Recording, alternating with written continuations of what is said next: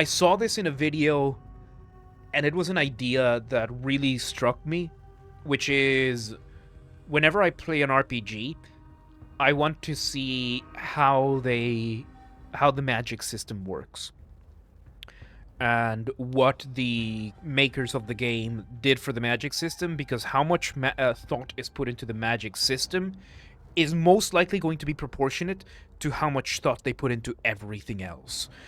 So if the magic system makes sense and the spells are cool and they make you feel powerful and everything, but it feels like there's a sense of scaling and scale to the things, then you're going to see that. Like the game that really pointed that out for me was Dragon's Dogma.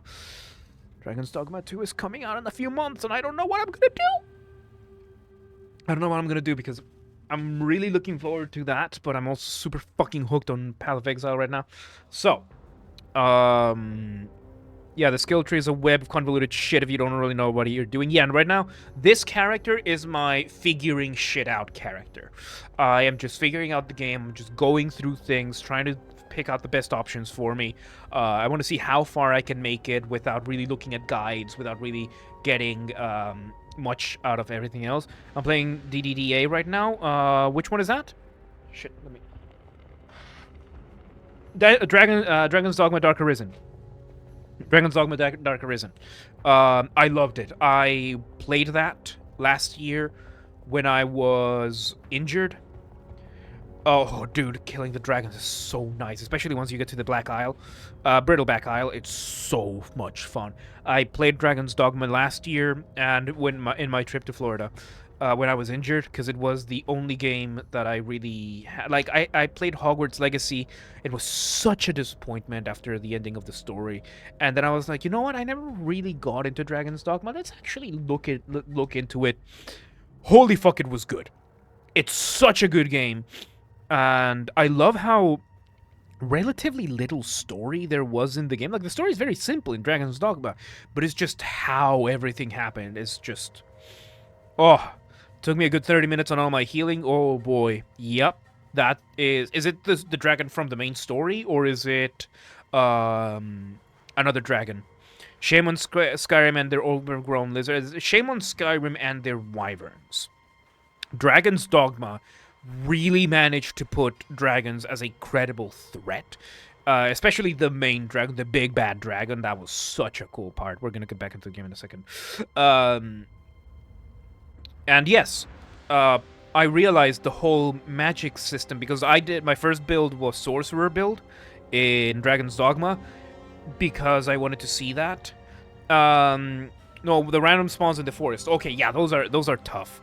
Once you make it past the main story, you're gonna enjoy Brittleback Isle.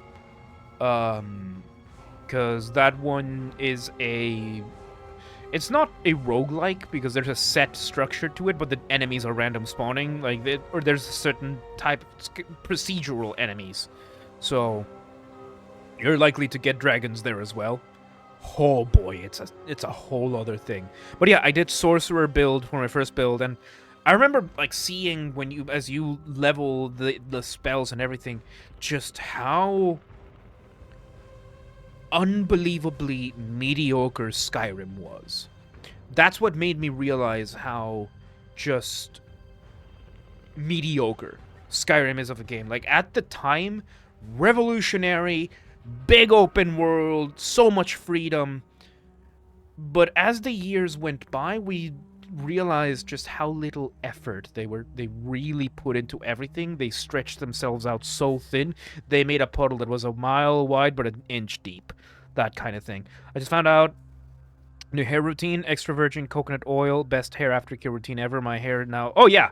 A lot of conditioners are keratin oil. Or what's the other name for the other one? There's another type of oil with coconut oil. A lot of conditioners have that, because coconut oil is really good for your hair.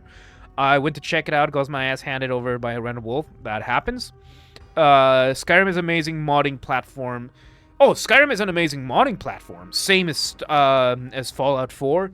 Starfield was the game that made everybody realize just how unbelievably mediocre Bethesda is. We had kind of seen it with Fallout 76, but it wasn't really pronounced because Fallout 76 didn't really have the mainstream attention that it had, that something like Starfield had, because Starfield was the new IP from Bethesda. And then you realize that the Bethesda that did Morrowind, the Bethesda that did even Oblivion, they never really... Like, even Oblivion, I never really played it, but I know that Oblivion is not that good. It's a good game for a lot of things, but it's just not that great. And it's shovelware for RPGs. It's a good modding platform. Like, if you want to get into game development, you want to start with modding Skyrim. You start with modding Skyrim because you already have a made platform that is somewhat stable on a game that grants a lot of freedom, and you can start testing out concepts, you can start testing out a lot of things, and you can get your chops done with Skyrim. Skyrim, the best thing Skyrim has done is to create a lot of independent, highly competent developers. Look at Skyblivion, look at Skywind, look at the Frostfall, look at Worm's Tooth. These expansions that were made by people... I remember Frostfall. Frostfall 2, that is a brilliant system. Tamriel Rebuild. What was the other big expansion for Skyrim? There was this big expansion that came out as a mod, and it was the biggest expansion. It was an entire land, whole story, voice acted and everything. It was made like by an 18-year-old kid. It was Worm's Tooth, and then this one. And I'm blanking out on what this one is. Falscar! Thank you! Falscar! Thank you so much. I was about to search for it, and I was about to go on Google Chrome and everything. Falscar. That was simply a masterclass. And yeah, as far as I know, the guy went to work on for a real company, and the guy is an absolute asset. Thank you, Mike. Thank you. Yeah, I blanked on it. Falscar, Worm's Tooth were the big expansion mods. I honestly really enjoyed it. There was Skyrim Requiem. There was Skyrim Redone. So many amazing... it did scripted Civil War better than Bethesda themselves did. It was so good. It was amazing. It had its own quests. It was basically its own mini Skyrim. And it was so good. And... I remember after playing it just feeling disappointed at the base game. This was the moment where I realized, shit, I'm not playing Skyrim because it's good. I'm playing Skyrim because there's passionate people who have made it good who were not Bethesda. Because I remember getting the Skyrim for the Switch.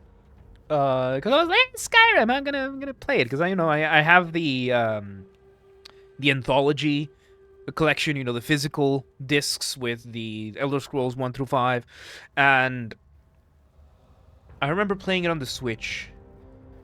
No mods, no nothing. And I got to Whiterun. I managed to go through a few places. I went through a few places, and I tried one of the glitches that you can do, where you can just completely break an item to do infinite damage. And then I stopped playing.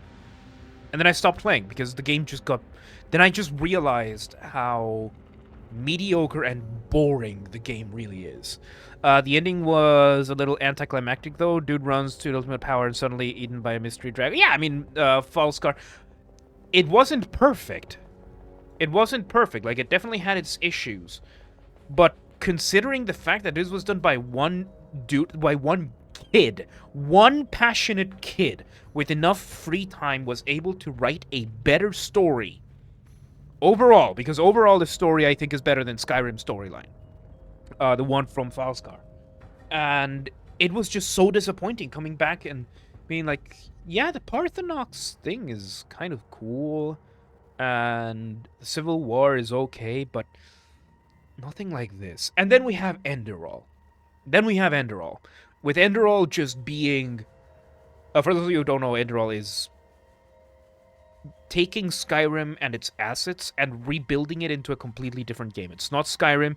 It uses the Skyrim engine, so a lot of things are somewhat similar, but it's a completely separate game. It's free on Steam. As far as I know, you can do that. It was a full conversion mod. It was a total conversion mod that just completely made a separate game. Because there are other total conversion mods like Skyrim Requiem, Skyrim Redone. Skyrim Redone was my favorite. It really was my favorite. I absolutely loved Skyrim Redone. Installing it was such a convoluted process that when I lost some files, I just couldn't do it again. Had I known how to mod the way that Enslayer taught me how, I would have probably done this way early. I would have probably replayed Skyrim Redone, but yeah, Skyrim Redone was my favorite total conversion mod. But Enderall takes the total conversion into its purest form. Reminds me of one mod that added over 80 NPCs with quests and then meeting one in the swamp named Unlost Swamp Knight. As many quests to love one to another. Like, there are many mods like that now. I remember back in 2015, 2016, when Falskar came out, it was outrageous how good it was. It was an absolute pain to install, because this is early days of Skyrim modding, back when we had to listen to look at, fuck, what's this Norwegian dude? I'm blanking on his name. The Norwegian dude. The Norwegian guy. He's absolutely brilliant in his mod guides. The minute you install FNIS, you have officially become a degenerate in my eyes, though. FNIS is good for the Dark Souls, though. For the Dark Souls movement sets. Like, I had to install FNIS when I wanted to install the Dark Souls dodge and the Dark Souls themed stuff. I know that there's now mods that kind of have the FNIS on the background, but it was really good. It was really good. And FNIS, yes, FNIS is, for those who want to install the sex mods, which, fine, if you want to do that, which is, part of the platform. But then we go back to the main point of not once in this conversation have we talked about Skyrim by itself being a legitimately good, highly competent game. The game is a good foundation, especially with the unofficial patches. It's a good foundation to be able to just build and build and build, and boy, have the modders done that. I see that there's tens of thousands of mods now, which I am very happy to see. I'm probably not gonna touch that again. It was a good, adequate game back in 2011. It got 10 out of 10s because it was revolutionary at the time. That I 100% agree with. A world that big, with that many things to do, with a storyline that spanned the entire world while still being open world, with all the things that it had, at the time was absolutely revolutionary, because nobody had really done what Bethesda had done here. At least with Skyrim. It was taking things to the next step. But as time went by and the hype died down, we started realizing just how many corners they kept cutting. And how many corners... Boy, did they cut corners. And now we know. And especially, once Fallout 4 came out, once Fallout 76 came out, Elder Scrolls Online. Elder Scrolls Online at launch was embarrassing. I remember that. I remember playing like 2 hours of that game, and I was done. I have not touched it since. I know that it's better now. I know that it's become a lot better now, with a lot of years, many years of tough love that the team has put there. But it's still in that old engine. An engine that is 15 years out of date. Like, Skyrim was pushing that engine to a limit that is now there. They ran too much the coattails of Skyrim's success, though. Absolutely. I'm still bitter that ESO no longer has the Imperial race. I paid money to have the Imperial Edition exclusive race. I didn't know that. I did not know that. That is horrible. That is absolutely horrible. That's scummy. That is, which is another thing. Bethesda, the Bethesda that we grew to love, because we know that the Bethesda that did Skyrim, Todd was very enthusiastic, genuinely loved the games that he's making. But with Skyrim, we started seeing it just works. It just works, Todd. And we started seeing how Todd is a compulsive liar when it comes to his games. Every game since Skyrim has had so many lies. This was ZeniMax Online Studios, though, that still has Bethesda's name at the end of the day, and we know that ZeniMax did fuck over Bethesda for a long time. And thing is, now we saw that Bethesda was acquired by Microsoft, and they were given a lot more freedom, and they came out with Starfield. I'm not even going to get into Starfield. I was not interested from the moment they announced it. I love sci-fi. I love sci-fi. I love No Man's Sky. I love Elite Dangerous. That's another story I'm not going to get into. I've played Star Citizen. Star Citizen has better content than Starfield. Starfield has more story right now than Star Citizen. Star Citizen has a more fun gameplay loop right now than Starfield has. And that is to the credit of Star Citizen, pre-alpha game. I haven't played it in a while. I know that the new expansion, the new land comes out, which is Star Citizen. We can talk about another time. Bro woke up and chose facts. That's the thing, right? I'm not gonna lie. I'm gonna tell things the way I see them. Hell, I might even just upload this to my YouTube channel. Just this discussion. Because I'm really enjoying this discussion about Bethesda and everything. And how just unbelievably disappointing Bethesda has become as a company. They really just have. Bringing it back to magic. I explore RPGs via the magic system because the more they think through their magic system, the more they've likely thought through other things. The way we brought it to Skyrim was because the magic system in Skyrim sucks. It's not well thought through. It's not well thought out. So, it was an okay game. I'm just hoping Beyond Skyrim will be good. They've proven themselves. Yeah, but that's the thing, right? That's one of the things I don't want to do. I don't want a game by a developer. I don't want... I will probably enjoy it, but I'm not interested in a company that refuses to make a good game just because they think they can relegate that for free labor. Like, they can get free labor out of their players. I consider that extremely scummy.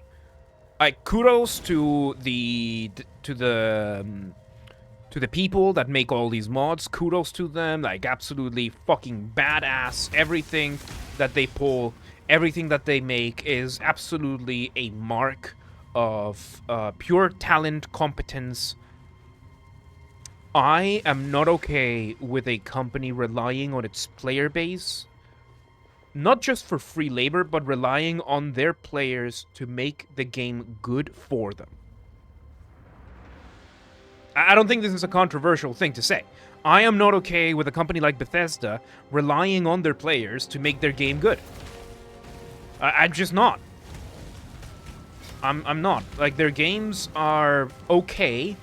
Skyrim was good at its time, and it's aged to become an okay game.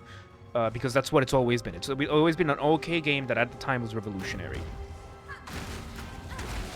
And yeah, Bethesda just has abused that over and over again. The saddest part is as people defend it. This is a conversation that we've had plenty of times in the past. I know that I have seen it happen.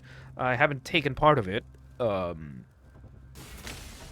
yeah, that's the most disappointing thing about Bethesda, in my opinion.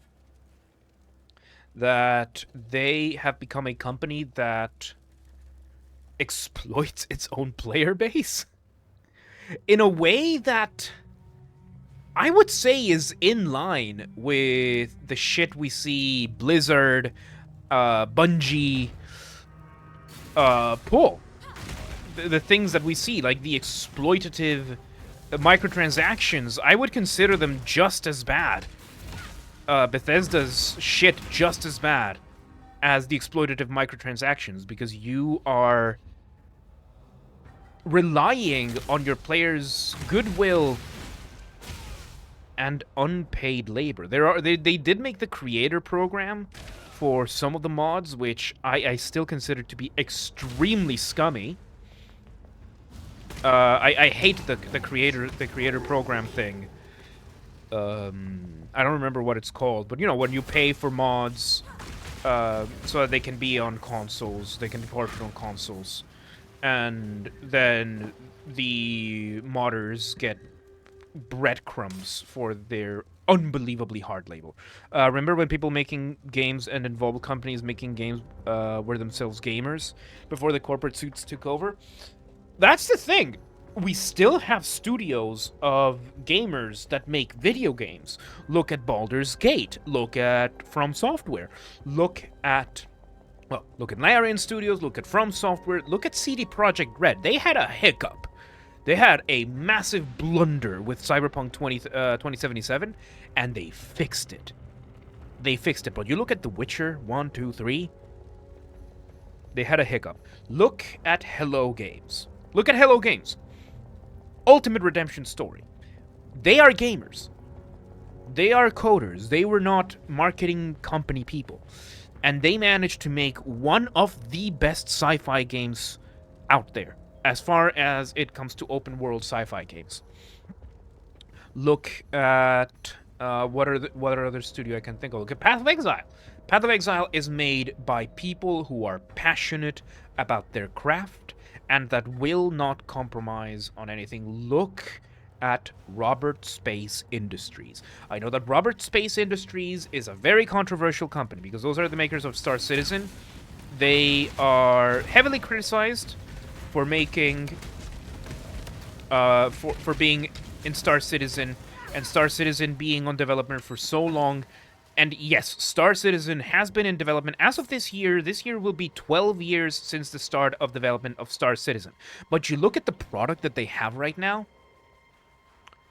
and it puts to shame so many other developers that we see out there. Let me get more into that. Let me just finish destroying this totem. So when it comes to Star Citizen, right? Star Citizen's development has been exceptionally slow for one simple reason. They needed to develop the technology that would allow them to build the game. The first 10 years of development of Star Citizen was Robert Space Industries figuring out how the fuck they're gonna build the game they're making. They were figuring out the engine. They started with Unreal.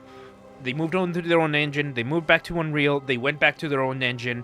And last year was the breakthrough year when they finally finished the 3 pieces of technology they needed to create in order to be able to make the game that they wanted to make. It reminds me of the reason that the marketing for Skyrim was so good was the person in charge of marketing made the people who create advertisement play the game first. Stuff like that, right? But let's go back to Star Citizen. People call it a scam. And have been calling it a scam for a long time. And I want to point out a few patterns, right? Look at the day before. Clear-cut scam. Look at so many of these MMOs, some of these asset flips that are clear scams. What did they do? They raised money for a game, and then they released a game that was not even a game. Some of them didn't even release a game. Stuff like that. The drama There's people who have covered that way better than I have. But you look at Star Citizen, they've made, what, $600 million so far? In the past 10 years in funding, something ridiculous like that. I remember $200 million being the figure that was being touted around back in like 2017.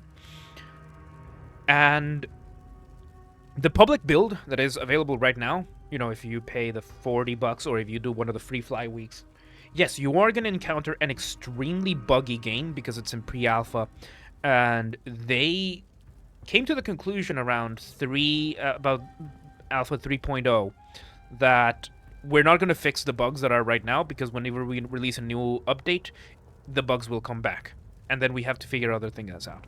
So, back to Star Citizen. Chris Roberts. The downside of this man is that he never had somebody to tell him no.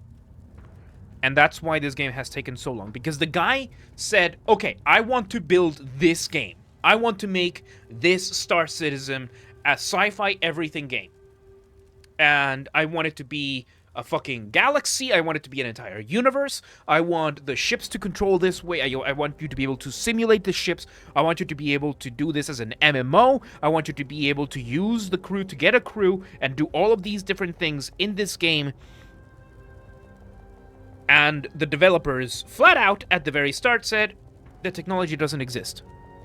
This is before Elite Dangerous came out. Like, they started development before Elite Dangerous. We knew Elite Dangerous would be a thing. Like, there were some space simulators, you know, where you kind of do the ship movement, but Chris Roberts wanted full simulation of the starships.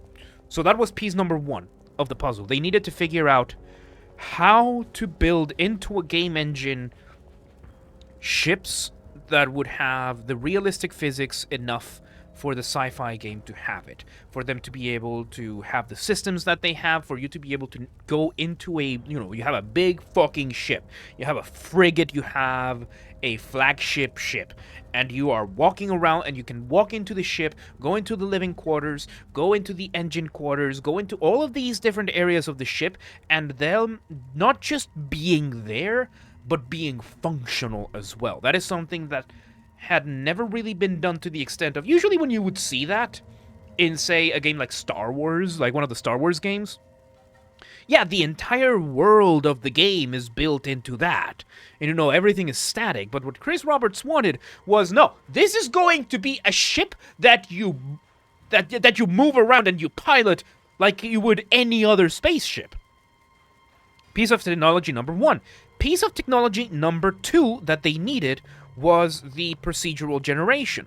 They wanted to be able to build a galaxy partly handcrafted and partly being able to populate the worlds to make it believable. That was the piece of the puzzle number two.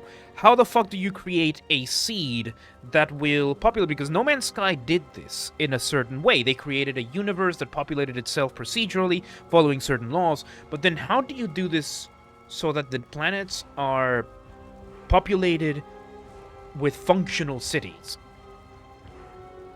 Which was piece of the puzzle number three. The persistent universe. Everything in the game is functional. The elevator. You take the elevator in one of the buildings. The elevator, most games, what they will do is that they will play an animation in the elevator. You know, the elevator's doors close, animation plays, and you are teleported into the new area and put there. Star Citizen wants the elevator to move you physically from point A to point B.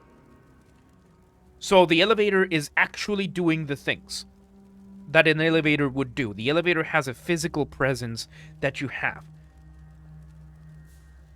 How do you do that in a moving ship that you can pilot and shoot from and have the turrets on and be able to use as a landing bay for other ships that can come in and have that reflected across the entire server? They wanted to solve for the what if they hack the camera question, basically. So, of course, there are still going to be things, like there are still areas where you can't really... you can glitch through the graphics and you will see the graphics are one-sided and whatnot. But it wasn't so much of the what if they hacked the camera, but is this system built with an engineer as a point, as a foundation, with an engineer pretty much being the foundation for this, where if I push this button on the ship and the ship says it's opening the doors, if I go to the spot, the doors will open physically. And then the open air elevator lifts. There are open air elevators in these ships, and that's mainly why they wanted the elevators to be physical. For example, right now, the ship 890 Jump, which is the ship I want, because the ship I have is a fighter ship, similar to an X-Wing kind of thing, between an X-Wing and the Republic, Star Wars Republic predecessor, you know, the one that had, like, the three wings type of thing. And the 890 Jump is a super yacht ship, and is the only ship that I can land my Super Hornet into. And I've piloted this ship. I've played this myself, where I go into the ship, I tried it in the free fly, I went into the ship, and the ship, you have a little elevator that comes down to the ground to take you into the ship. The ship has like 4 or 5 floors with physical elevators, with staircases, and it's a luxury ship, so you have a bunch of pools, a bunch of bars, living areas, kitchens, and then you have like the military part. You have a bunch of turrets in the ship, and you can go to every single turret and board the turret. You have the landing bay. In the landing bay that physically opens up the upper part, you can land a ship and then close it, and then you can take off and the ship will still be there. You can set it, it has a medical bay. In the medical bay, you can heal up, you can set it as your respawn point. It's extremely well thought out. It's no surprise that the technology for this took 10 years to make. Because the revolution back then was Elite Dangerous. Elite Dangerous came out, and they had the galaxy. It was an entire galaxy, and you could fly to any point in the galaxy.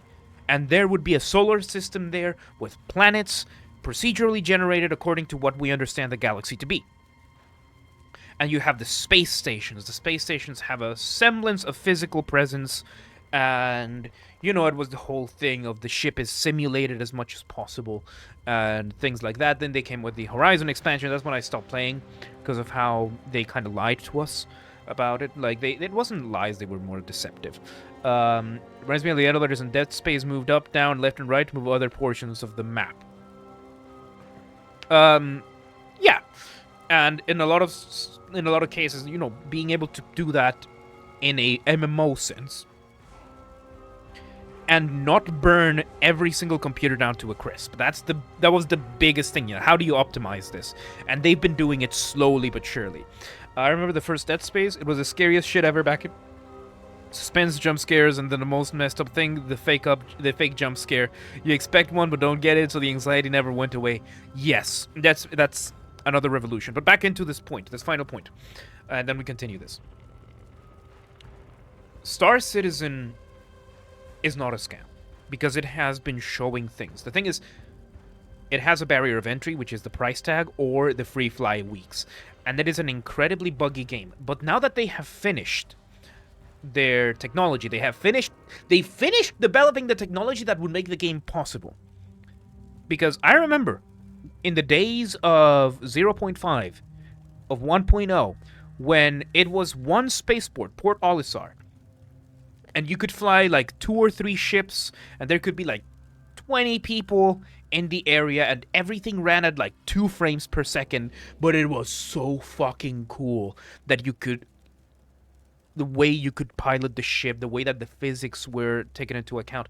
Then there was the fact that they introduced planets, atmospheres, they're introducing water physics, they're introducing a bunch of stuff. Right now they're about to release the second solar system. First solar system is the Stanton system, I think. Second solar system is the Pyro system, which is available for the like high-tier public testing universe, I think it is. The ones who help iron out all the fatal bugs. and it's going to release at some point this year. The pyro system, I think it's with 4.0 or with like 3. I don't know. It's 3 point something or 4.0 update.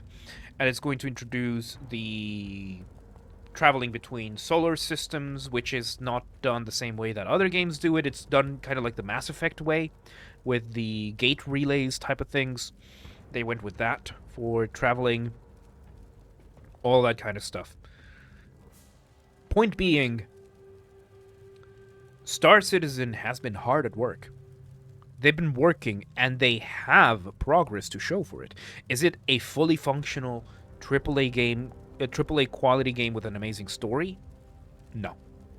It's a pre-alpha. Right now, it's more of a tech demo that has a lot of stuff that you can do. Because right now, you can do deliveries. You can do deliveries where, you get your ship, you go into the mail parcels, the post office, the local post office, you pick up packages, like your character physically picks up the package, you put it down on your ship, you physically put it down on your ship, you go over to point B, and then you go deliver the package in the, to the post office. There's mining, where you can get the packages physically loaded into your ship, and everything is loaded physically into the ship. And you get to see that, especially if you get like a Cutlass Black, which has a big trunk in the back, and then you load stuff into that. You get to actually see the crates filling up the space, which can then be moved. You can do space fighting. You can do pirate, mercenary, bounty hunter, that kind of stuff. With the combat is pretty nice. It's pretty fun. There's racing that you can do now. There's scavenging. They introduced the first person, because on top of everything, being able to pilot and everything, there's also the FPS side to it, where you can get off the ship and walk around, you can buy guns, and you can go bounty hunt, do whatever. That kind of stuff. They have been showing progress. They just stopped caring about mainstream attention. And once the game is finished, which, considering that Chris Roberts just keeps adding shit onto the game, like he gets an idea and he wants to put it, so the delay, maybe in 2027 we're gonna get a 1.0, like a full beta. We will see. But now that they finally finished creating the technology, we can finally start seeing them build the game, which is not something a rug pull or a scammy or a scam dev would do. The scam dev would release a pre-tech demo, because we've seen it many times. They release a pre-tech demo of the game, sometimes even an asset flip, as a fully released game, and then they disappear with the money. Star Citizen has been at this for 12 years now. And you can see every single log they've done back from 2012. They have them on their website. They're just taking their sweet time. And bringing it all the way back to the initial point. That is a company made by gamers. Because they know damn well what it is the players want, because they are players who want it. So yeah, I can see how Morrowind would be viable on mobile now. And yeah, one of the things is that, there's the good old adage of style versus substance. And we know for a fact that many game developers, especially when it comes to AAA, have realized that people will fall for style. People will absolutely go for style because the game looks cool and sounds cool. Because when it comes to AAA games, there are two things that they will often try to focus on the most. Unfortunately, but one of them I agree with. One is the graphics, and two is the sound. Usually you will have games pushing the limits of the sound engines with impeccable sound design. Like, you look at You look at Battlefield 2042, the game looks amazing. The game sounds incredible. I used to be on Play Store. Isn't anymore. You have to download the 90 build. Yeah, makes sense. Makes sense. And Battlefield 2042 sounds incredible.